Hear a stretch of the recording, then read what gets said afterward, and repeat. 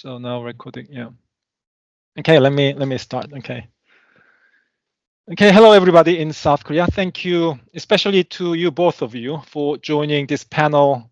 I mean, on a very short notice. So I really appreciate that. And it is my pleasure and privilege to moderate this discussion. And I'm very keen to learn from both of you. And I know you are aware that early this year, the comments and photos of both of you were in news article in Sisa Journal, one of the weekly news magazine in South Korea. And I'm sure it was widely read and appreciated by many health and safety people and general public in South Korea as well. So the comments were very helpful, but kind of too short. So we didn't get enough of both of you. So I guess I'm very pleased to have this opportunity to hear more from both of you and also pass it to the audience in South Korea. So let me start, with a brief introduction of each of you for our audience. And let me start with Nick Rigby. Could you wave your hands? I mean, then, yeah, okay, yeah, it will be obvious, but I guess Nick Rigby has been working for health and safety executive for past 34 years, and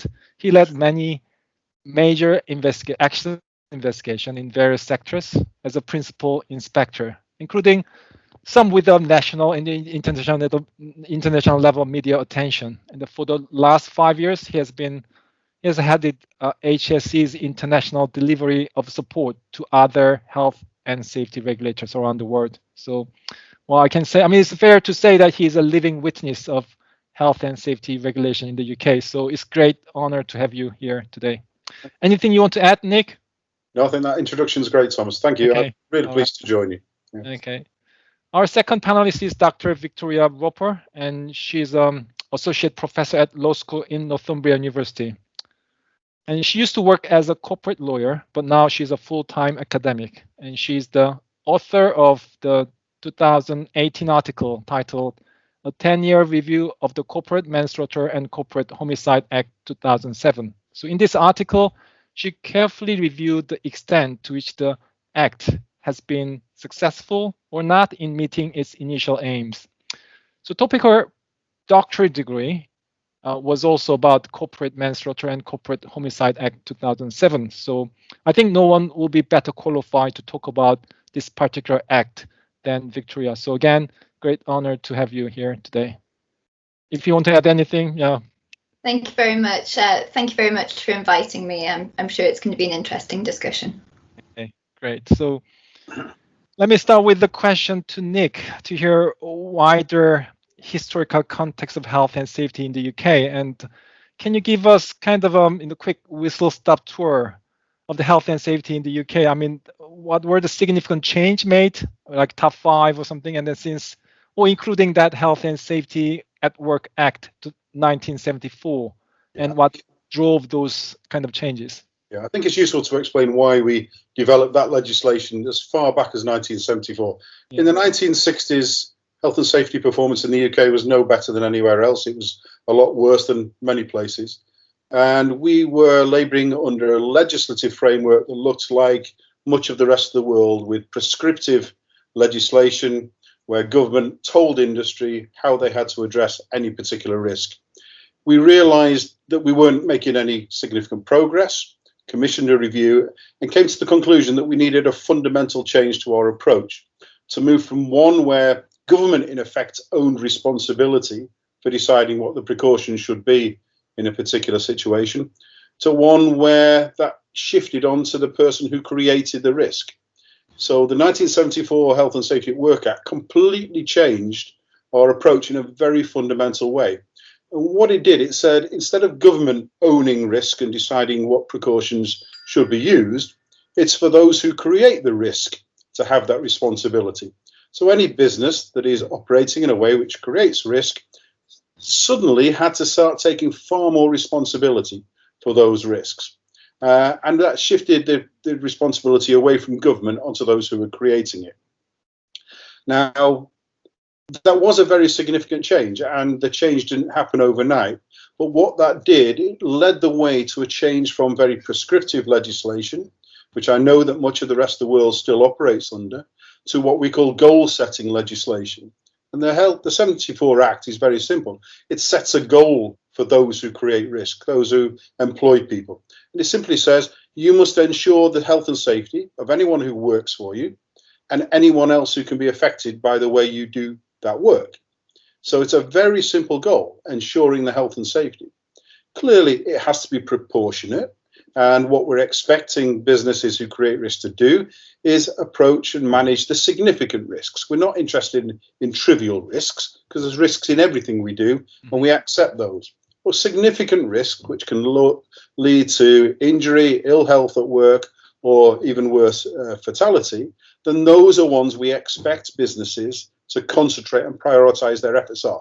And the greater the risk associated with the work, then the more that is expected of them to counter that risk. That's the proportionality aspect of that legislation. So after 1974, we'd done a fundamental change, but we still had quite a lot of prescriptive law in place. And it took quite a few years to move from that position of purely prescriptive law, where we introduced this goal-setting legislation, and therefore we had to start taking away the prescriptive law and replacing it with more goal-setting legislation. And when we're talking about goal setting, in effect, what we mean in practice in the workplace is that employers who were now responsible for the risks that they created had to start assessing risks for themselves and coming up with their own precautions to suit their own circumstances. In the past, you would have two factories next door to each other producing exactly the same product, and in effect, their precautions would have been identical in law because government would have told them how to do it.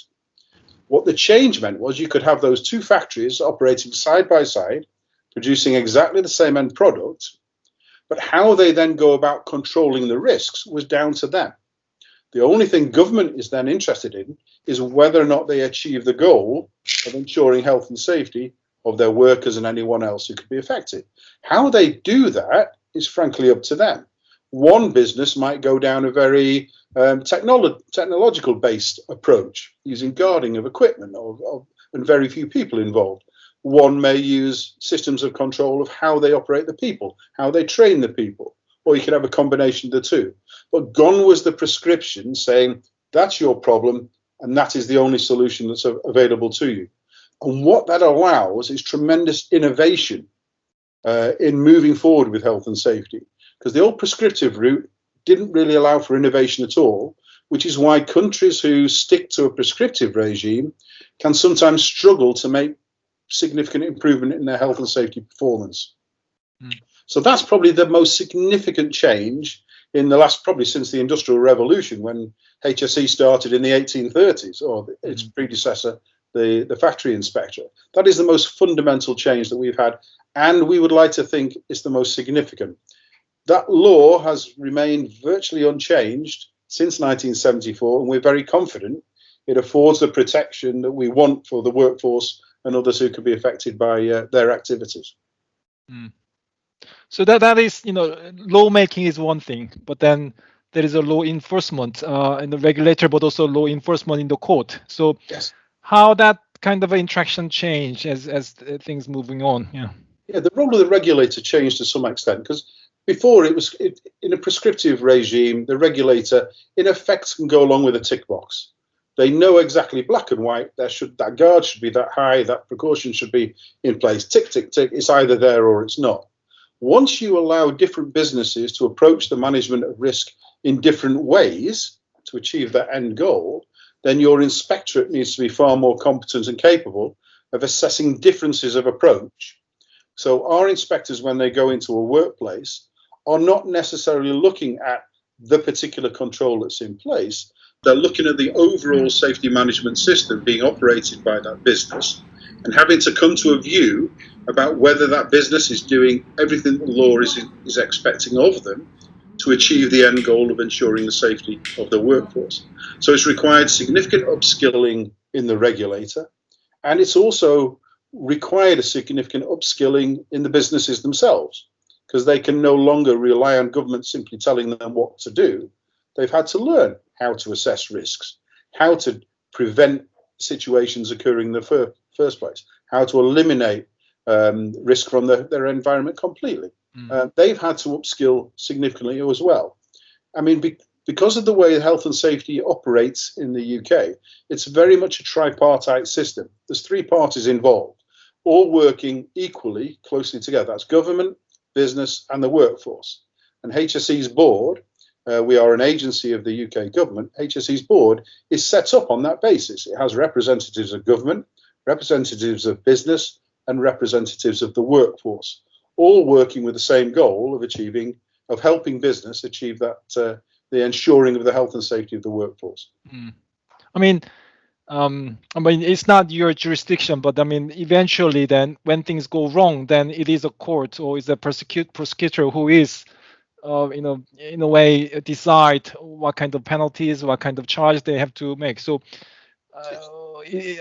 how that transition happens? Are they from the beginning? They are very strict about those things, or is that kind of there was some transition there? HSE has a role of enforcement measures which we can use, and that ranges from simple advice through warnings, through the issue of notices, which can either stop work immediately or can require improvements in a certain timescale. And it also includes prosecution. Health and safety law in the UK is criminal law, and the Health and Safety Executive, through its inspectors, prosecute many cases each year in both the lower and the upper courts.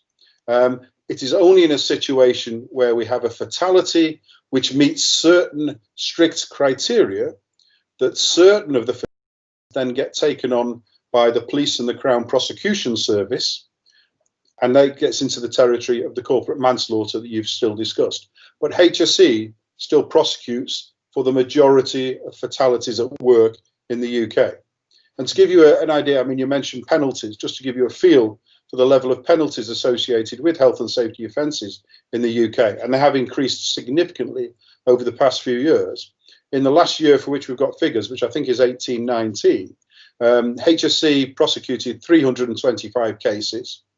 The average penalty that was in terms of a fine that was imposed by the courts was £110,000 per offence, which I understand, if I've got my conversion correctly, is approximately 160 million won, which is a much nicer, larger number to feel. But these are significant penalties. So companies realise if they get it wrong, they will be held to account in a very significant way. And that includes for non-fatal accidents as well as fatalities. Okay, so thank you very much. So there was kind of that act itself was changing from prescriptive to the goal-oriented kind of approach. And then, was there any other significant change as things moving on? Yeah, I mean, is it kind of? It sounds like more kind of transition step by step. But is there any kind of big change? That was the big change. I mean, since then, it's been the process of removing the prescriptive legislation, replacing it with the goal-setting legislation. That happened in the early 1990s, and then we've had a more targeted approach through legislation where we've targeted specific sectors where we have recognised a real problem. I mean, the UK is no different from Korea. Its biggest issue is the construction industry, as it is in most of the countries of the world in which I work. There is a huge problem in the construction industry everywhere, and we recognise that, and we were able to put a strategic approach focused entirely on the construction industry to try and make a significant improvement in that area. Okay, so then 2007 something happened, isn't it? Like Corporate Manslaughter and Corporate Homicide Act 2007 was introduced, and so why was it necessary to introduce those? I mean, probably Victoria can answer that question to begin with. Yeah. Okay, thank you. So what we have in the run-up to the introduction of the Act, and it's quite a long gestation period before it's introduced, are a series of quite high-profile disasters. So predominantly transport disasters, but train crashes, ferry sinking, which resulted in a significant loss of life, and either no prosecutions or failed prosecutions for manslaughter against the organisations, the companies involved. So before 2007, there was no specific corporate offence of corporate manslaughter. What we have is an attempt to use a common law offence designed by the courts really with individuals in mind, and to try to apply that to companies. And it proved very difficult to do so. So there were only ever about 8 successful prosecutions, and the vast majority of prosecutions failed. So there was a desire in cases of kind of extreme wrongdoing, I think, for something in addition to a health and safety conviction. So these kind of disasters could have always potentially, they could have been prosecuted using health and safety law. But there was a public outcry that, I suppose, had a desire for these organisations to be prosecuted of an offence which communicated the very serious nature of a death. Not to say that health and safety offences are not in themselves serious. So there was a public push for the introduction of a specific corporate offence.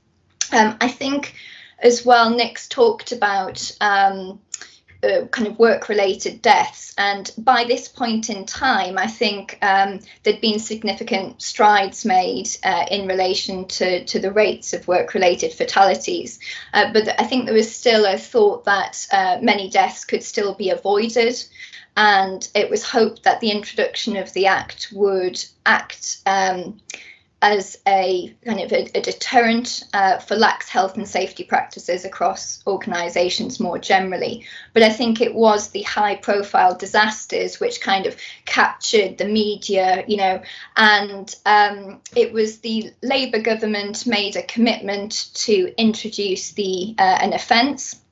You know, as a result of this. And however, even with government support and that particular government being in power, it took many years to introduce the Act. So it was about 13 years before the Act was actually introduced. So it wasn't an offence which was rushed in response to one particular incident. It was, the impetus was these disasters, but actually it took quite a long time before it was actually introduced. So we have the Act being passed in 2007, and it came into force in 2008.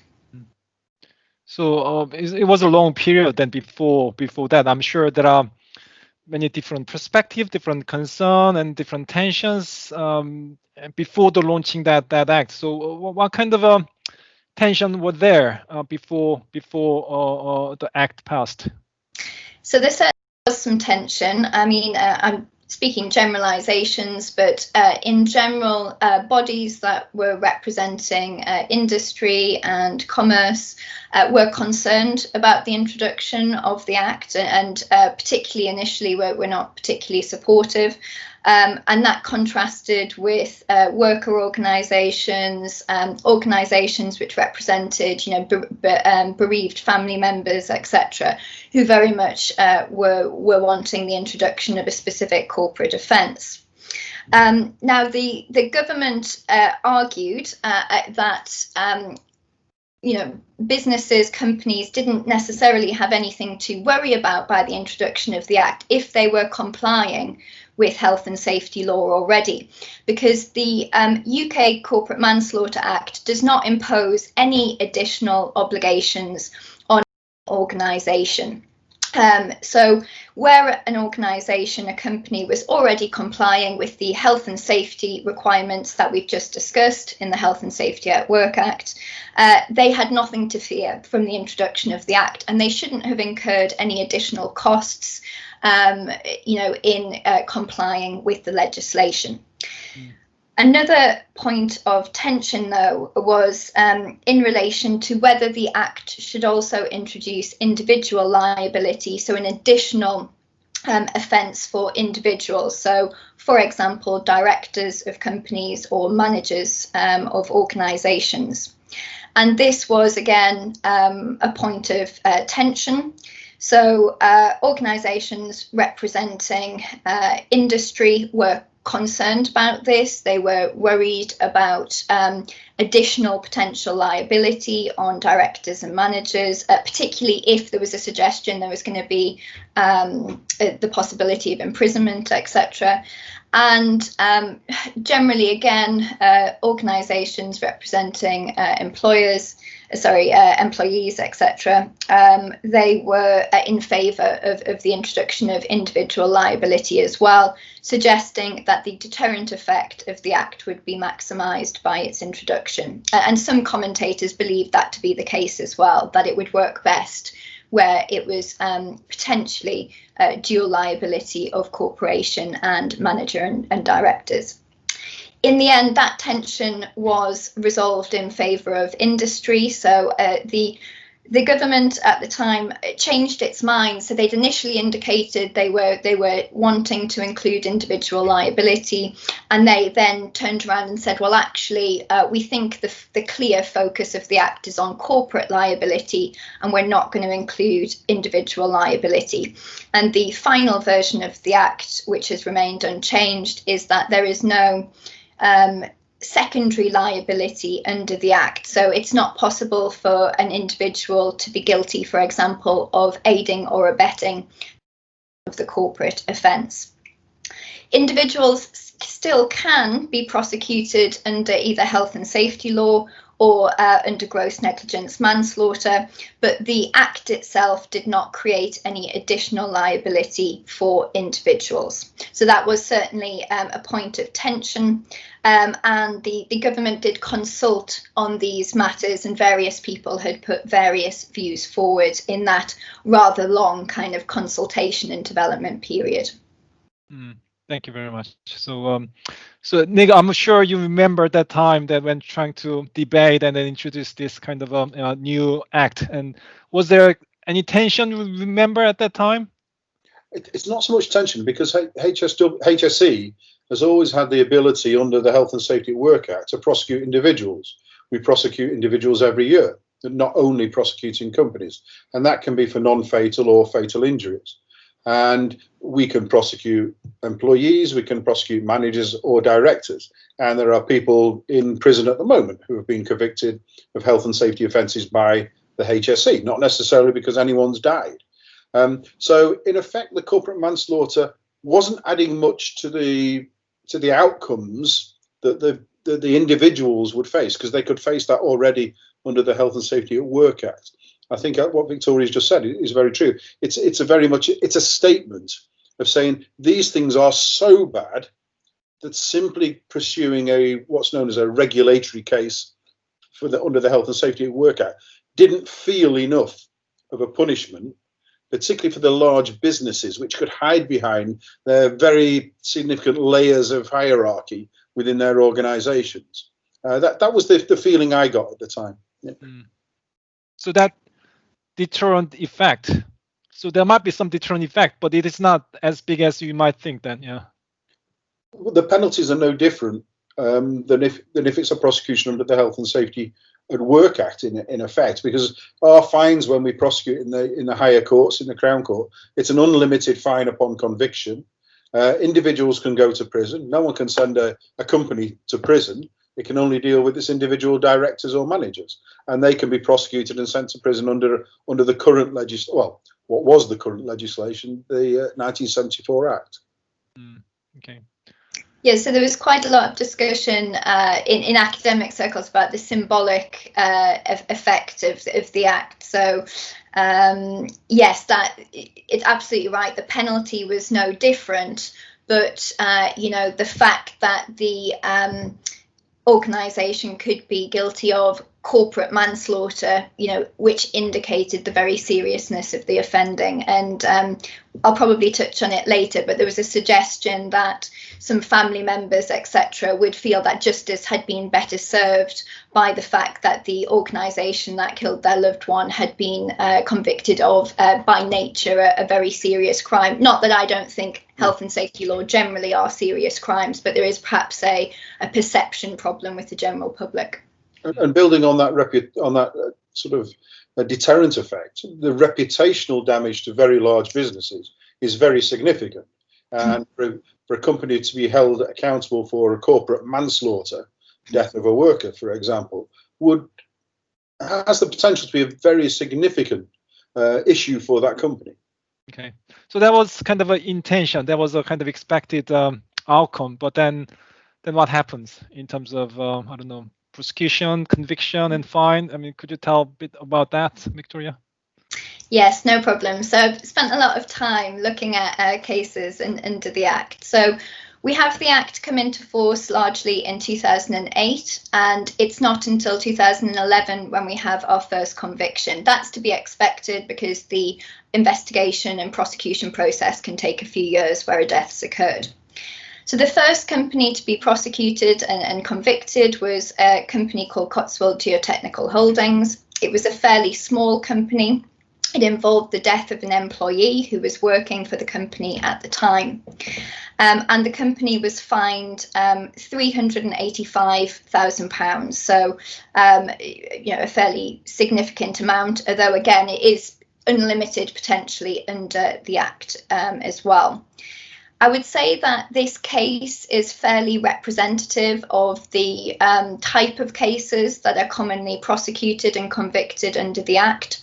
So most prosecutions have been of small companies and a company as opposed to another type of organisation, although not exclusively, as I'll talk about later. Most of the cases have involved deaths of employees. So we have a slight, contrast. The reason for the Act to be introduced was about these high-profile public disasters, which really capture the imagination of the public. But actually, it's unsurprising that actually most of the cases that are prosecuted are related to these, work-related deaths and in the private sector. So cases have tended to involve employees, one-off, shall we say, incidents rather than mass loss of life. And small companies often with hands-on director involvement, although there have been some larger organisations convicted as well. So we've had now 28 convictions under the Act. There's been a couple of recent cases. We've had a number of additional prosecutions. As Nick said, a lot of cases might be investigated, but then no charges ultimately brought for corporate manslaughter. So there have been some companies that have been charged, but then acquitted or the case dismissed. But the majority, I think, when they get to indictment, seem to be convicted. So there's a relatively high conviction rate once we get over those initial kind of charging hurdles. A lot of the companies that have been convicted have subsequently become insolvent or ceased to trade. So when I looked into it, about 57%. So as Nick says, probably, it's very bad for business being convicted. It's not the right type of publicity. In terms of fines, I will say as well that the fine in that Cotswold case is a fairly nearly average fine. So I think initially we didn't have detailed sentencing guidelines that linked, gave guidance as to linking fine to turnover. And there was some inconsistency and some very varying levels of fines. So the lowest fine has been £8,000. The highest fine in a case, 1.2 million, although that did involve 2 deaths. The average fine since we introduced more detailed guidance, sentencing guidelines, which give kind of brackets according to turnover and the size of the organisation, the average fine seems to be about £360,000. So a significant amount, but under the guidelines, there's certainly scope to be more punitive than the courts are being at present if they wish to do so. A lot of companies that are ultimately charged do seem to plead guilty.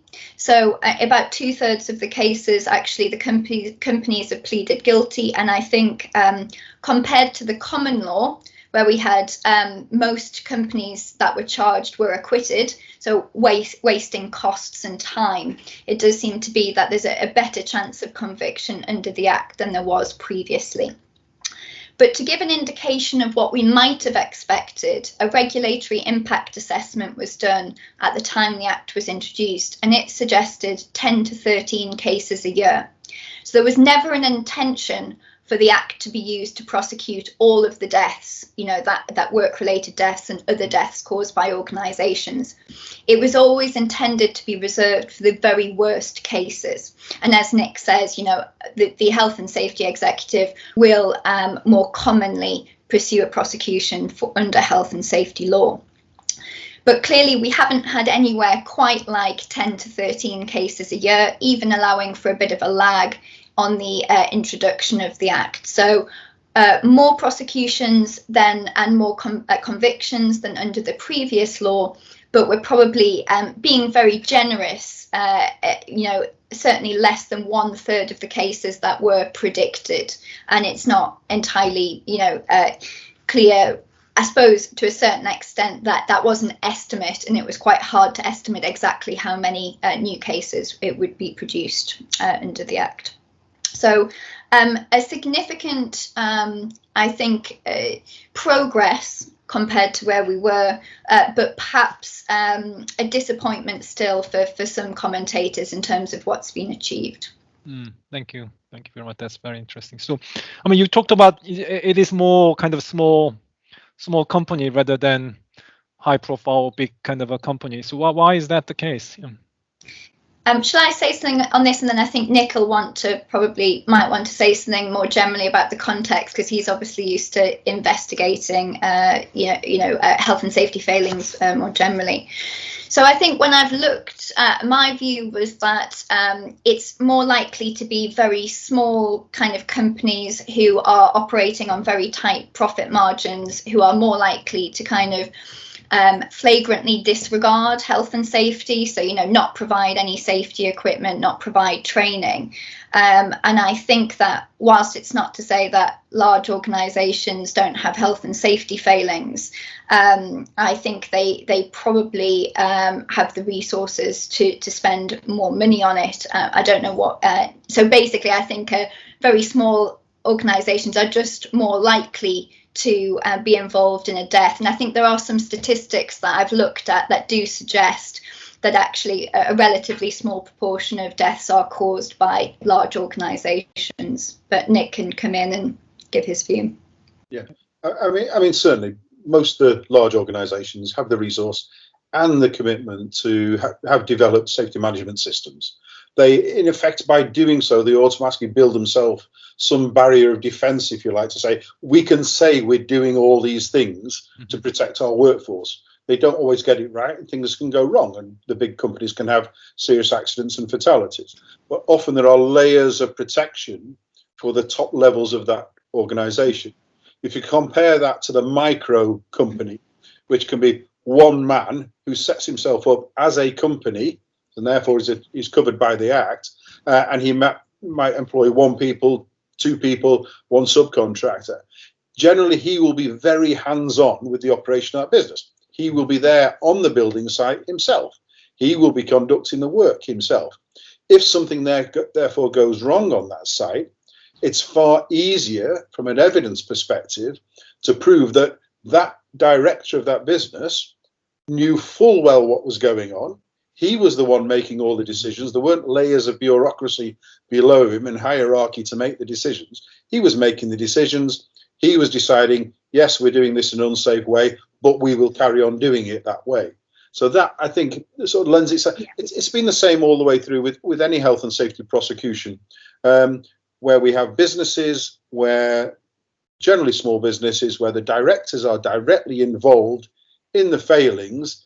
HSE would have prosecuted that director separately or in addition to prosecuting their business as well. Quite often I've prosecuted cases where I've had a business, they've had a failing, there's been a serious accident or a death, we've prosecuted the company, and in addition, I've prosecuted the directors of that company under the Act. So we can prosecute the individuals, and that includes directors, and it's not an either or. We don't have to prosecute the company or the directors. We can do both, and often do. Yeah, but nowadays there are many companies has so many subcontractors. So there is a layer of subcontractors. So when things go wrong, then how do you make sure that you hold people accountable in the right way? I mean, yeah, it's interesting. I'm often asked that question, and then when I've been asked about the subcontract levels within an organisation, I've been asked, what percentage of blame do you apply to each of those? And it's quite easy. It's 100% and 100%, 100% and 100%, because each of them has their own responsibilities under the Health and Safety at Work Act. They can't delegate those responsibilities. So in a subcontract chain, I've prosecuted chains of 7 subcontract levels, and every level in that subcontract chain has been prosecuted for the failing that led to the accident or the death. But as there is a hierarchy kind of bureaucracy, then sometimes it's hard to kind of trace back to the upper level decision making. So it's the beauty of investigation. So it's the skills that our inspectors have, that they track back, and they don't just look simply at the small subcontractor on the site. Where did he get his instruction from? Who was in control of it? And you work your way back up the chain to the levels of ultimate control. Okay. And I suppose, Thomas, that under the Corporate Manslaughter Act, there's this added complexity of the senior management involvement. So you have to have the senior management playing a substantial role in the breach, etc., which is what Nick was talking about earlier, and why it's harder with large organisations for corporate manslaughter. But I suppose the basis of the 74 Act is slightly different. So was there any change? I mean, this question to Nick: was there any change in the way that you inspect or investigate as a HSE inspector after this implementation of the Corporate Manslaughter and Corporate Homicide Act 2007? Well, certainly no change to how we inspect. In terms of investigation, we've always involved the police, because HSE has never prosecuted for manslaughter even before this act came in. We have a relationship with all the police forces around the UK, and we have a written protocol which explains how we work together in the event of a work-related death. And the way it works is, if someone's been killed at work, the police have the primacy in that investigation until such time as the police say they haven't. But the police are often not familiar with an industrial setting and don't know necessarily what industry should be doing, so they work very closely with us during that investigation. So HSE will support the police having the primacy in the investigation. The police are only there to consider whether the offence of manslaughter has been committed. At the point they decide they can't prove it, or they don't believe it's manslaughter, after consultation with the Crown Prosecution Service, they will invariably then hand that case back to HSE to carry on our investigation, which may and probably will lead to subsequent prosecution, but under the Health and Safety at Work Act. So it's us working with the police, who are the primary investigative authority for the manslaughter offences. Mm-hmm. They work with the Crown Prosecution Service should that result in a prosecution. Okay, yeah, thank you. So I guess a question to Victoria back again, and then what do we learn from this manslaughter, Corporate Manslaughter and Corporate Homicide Act 2007 so far? Well, I think my view is that in terms of how effective the offence is, I think it is progress. So it is probably more effective than what we had before, but it's certainly not perfection. And I think there are challenges in bringing these type of prosecutions. So I'm going to say, what have we learned? I'm going to talk about what I think some of the strengths or improvements are, and then some of the issues and problems. So I think I've looked at the cases pre-act and post-act. There's definitely more. It's still a modest number, but there's certainly, I think, more than were being brought, and we've had a lot more successful prosecutions. There's been higher average fines and I think higher conviction rates, although that does link into a general increase in health and safety penalties more generally. I think more guilty pleas, saving some costs and time. We have had some prosecutions of larger organisations, so one large organisation within the meaning of the sentencing guidelines, and some medium organisations, all companies. I don't think we necessarily would have been able to obtain those convictions under the old law, or I'm not sure that the CPS, the Crown Prosecution Service, would have necessarily proceeded with them, especially after all the failures that happened previously.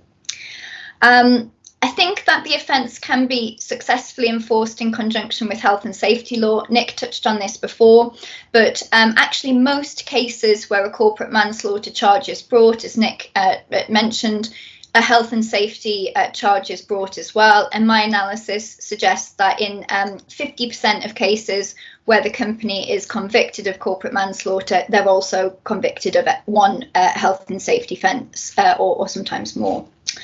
I think that the Act has, it has attracted quite a lot of publicity in the trade press and the national press. I think it is, helping to get the message out about the importance of good health and safety.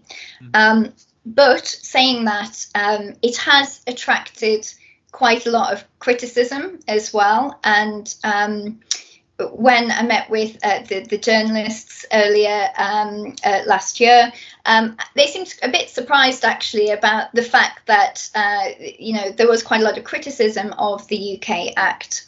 So a lot of the criticism has been on this requirement for senior management involvement.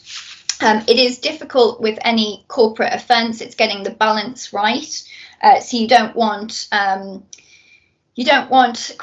organisations to become overly risk averse, but equally, obviously, you've got to get the balance right. And arguably, it's been suggested that the way that the offence is drafted at present, it is very difficult with these large organisations to be able to establish the fault required. So I have come up with a way of changing the Act potentially, which removes the requirement for senior management involvement in the offence, but then introduces a potential defence where senior management took all reasonable precautions and had in place adequate procedures.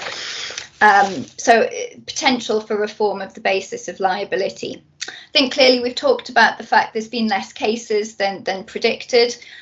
When I've looked at the cases, there's also significant jurisdictional differences. So Scotland has had no prosecutions, for example, despite the Act equally applying in that jurisdiction.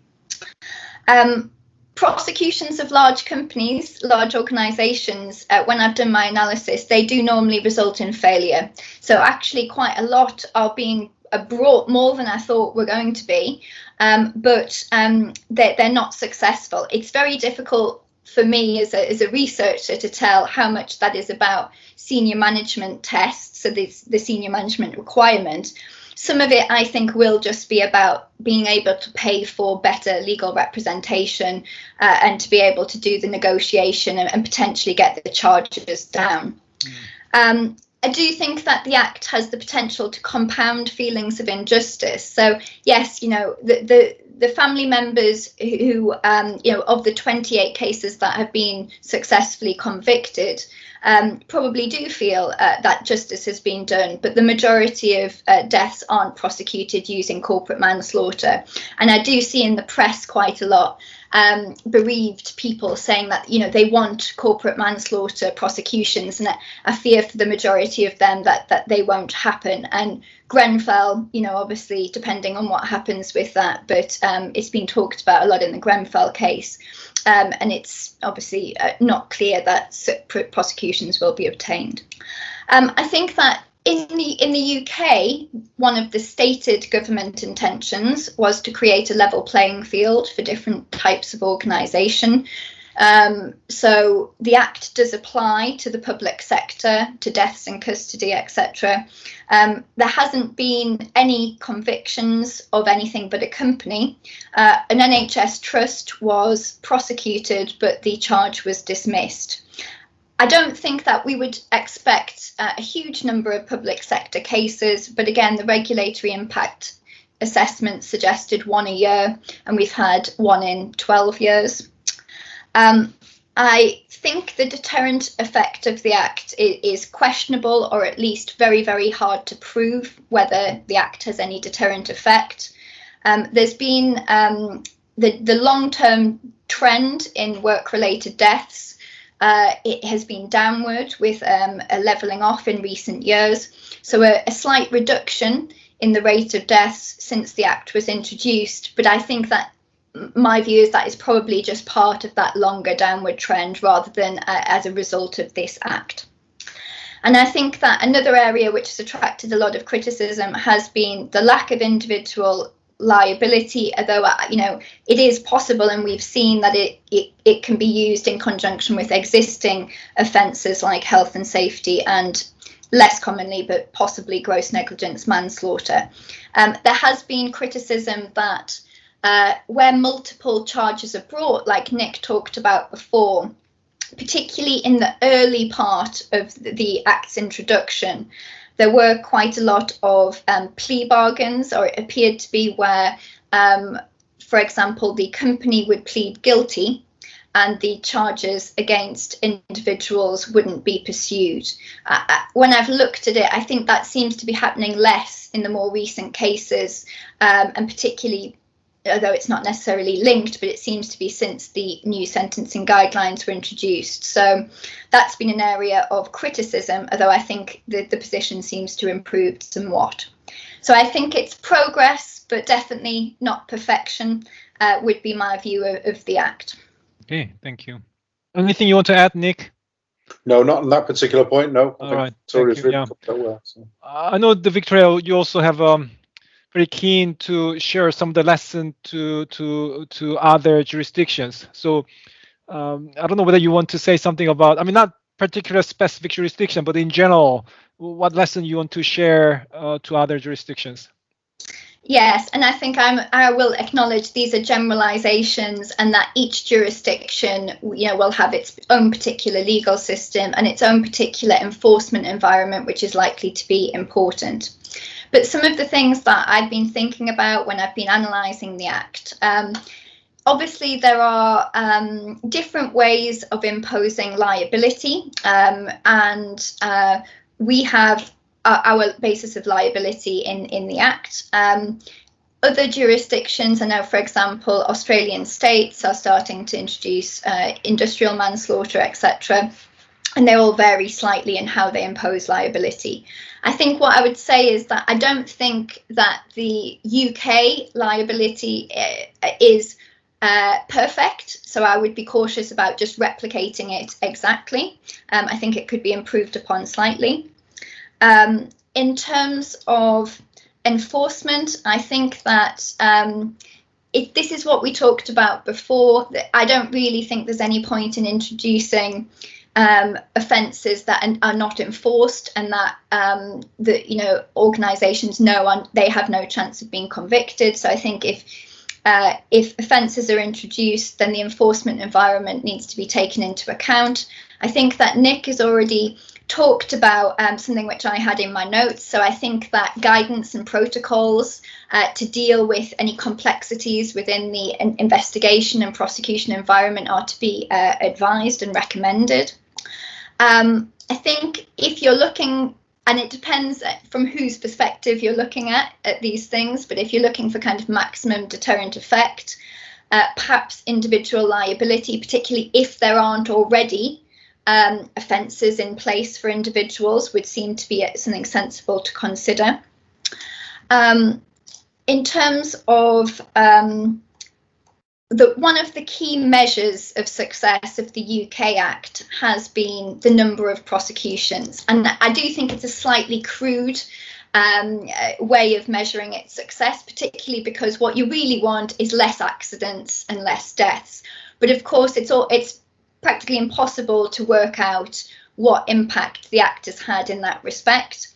So the number of cases is used as a proxy for success. And it's just really a point to note that it is probably worth legislators thinking about how many cases realistically are we expecting here, and making clear, if it's like the UK, which it's likely to be, where it is a minority of cases that will be prosecuted, making that clear, because it's no point the general public thinking this is going to be used every time someone dies and then being dissatisfied when that's not the case.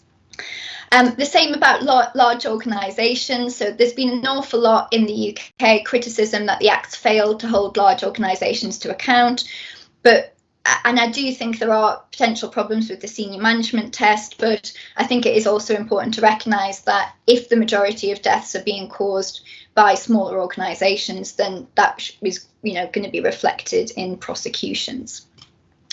In terms of sentencing, I think it is important to recognise that courts are likely going to be unfamiliar with imposing fines for criminal matters on corporations, organisations, and therefore I think we should have introduced detailed sentencing guidelines when the Act was first introduced, and it was a mistake not to. So I think that will help with consistency. It is tricky because obviously sometimes the courts want to impose a greater fine and they feel that the organisation doesn't have the resources. But I think certainly at least having the guidelines, we did have some wildly different fines in the early cases. And I think, that kind of, again, detracted from any successes that the Act had. So detailed sentencing guidelines from the start that consider the means of the offender.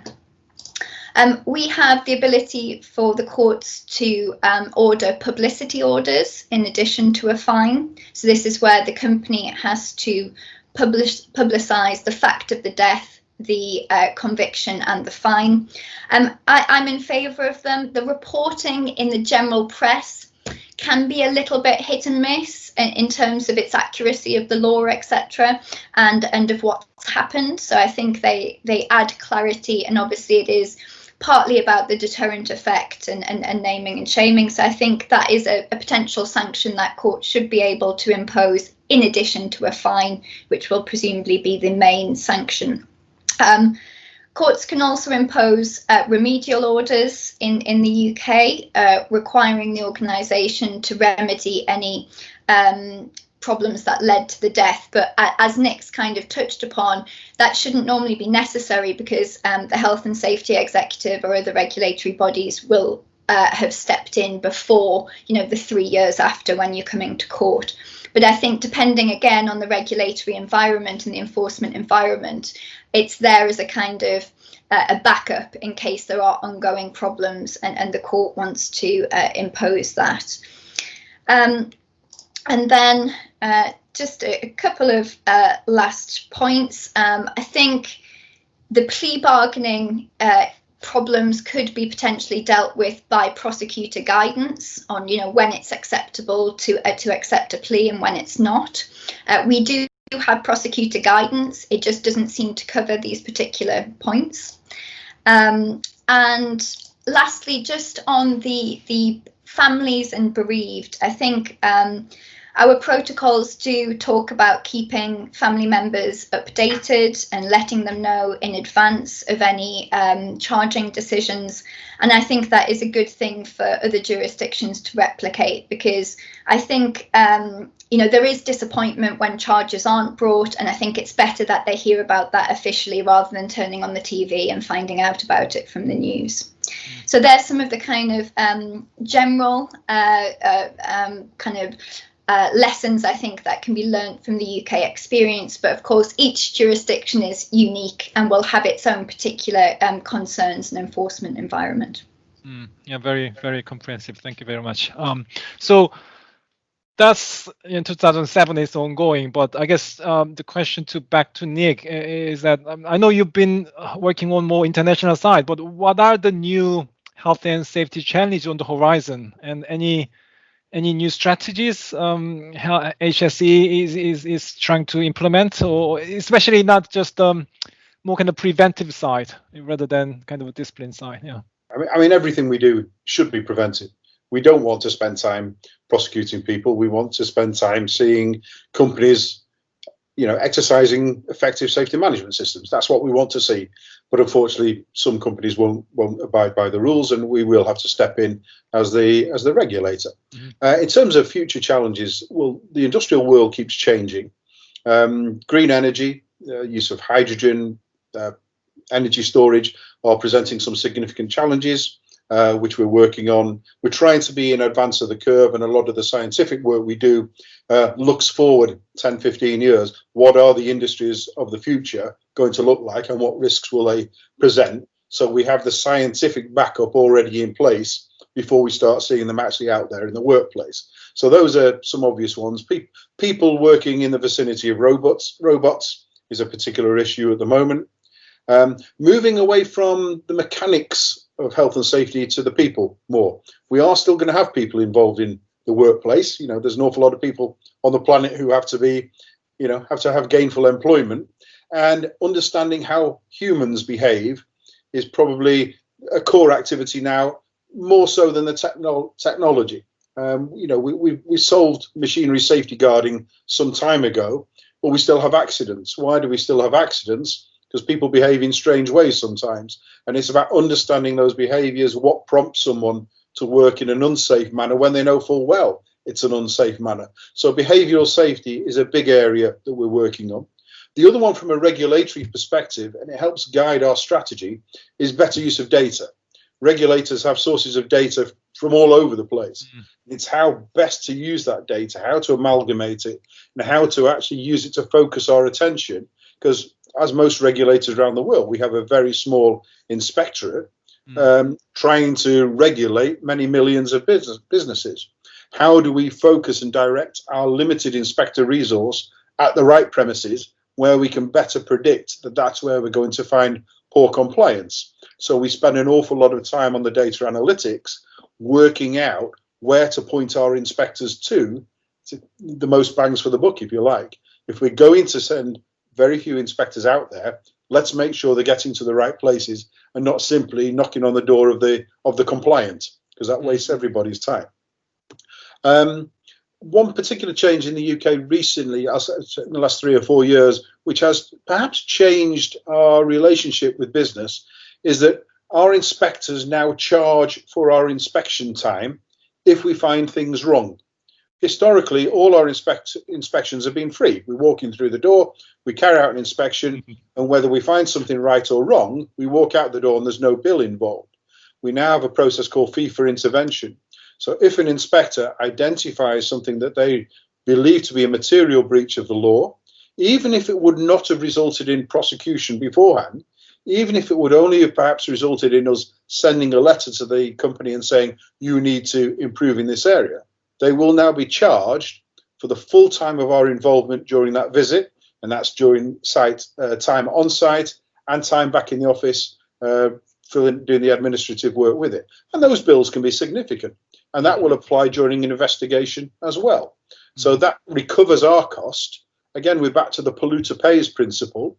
Those poor performing companies will pay to be regulated. If you are performing well and in compliance with the law, there's no charge at all.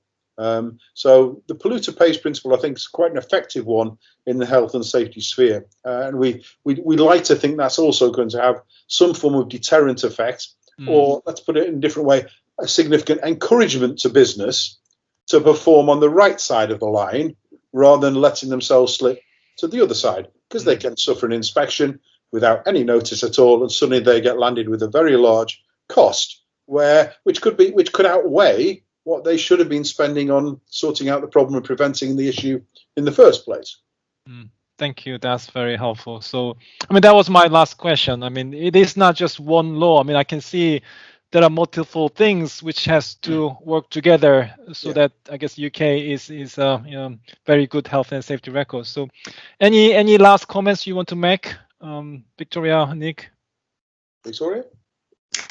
I would just say that it's always going to be difficult trying to convict companies of corporate manslaughter. So it's always going to be a bit of a work in progress. Obviously, companies can only operate through individuals, and there is often difficulty in, I suppose, finding a way of imposing liability that meets that balance and is fair. So I don't believe there is we are ever going to find a perfect way of imposing liability, but I think obviously it is important, if legislation is being introduced, to try to make it effective in order that it can save some lives. Thank you. And from my perspective, I mean, it's clear Korea has set itself a direction of travel with occupational health and safety, and you've gone some way down that line. And I understand you haven't gone to as far as you would like to have gone by now. From my perspective, you touched on it yourself, Thomas, there. It's not one single bullet that's going to solve all this. You can solve it by amalgamating lots of different things into one much larger strategy. And the corporate manslaughter may be one very small piece of the jigsaw, but without all the other pieces in place as well, it's probably not going to achieve as much. So it's having that coordinated approach that covers a whole range of different strategies, but they are amalgamated. They're not just working in isolation. And I think that's the hard lesson we've learned over decades, since the 1830s when HSE's predecessor started work. You cannot do this overnight. It takes a long time. And without coordination of your strategy, you're probably not going to be as effective as you possibly could be. Thank you. That's very important message, which is a good to end our discussion. So I really appreciate your insight, your experience, and that will be really well received by the audience in South Korea. So I'm sure we'll in touch with you again. But I mean, thank you very much for tonight, and I wish you the best for both of you. Yeah. Thank you very much. Thank you very much. Really enjoyed it. Thank you. So I stopped the record.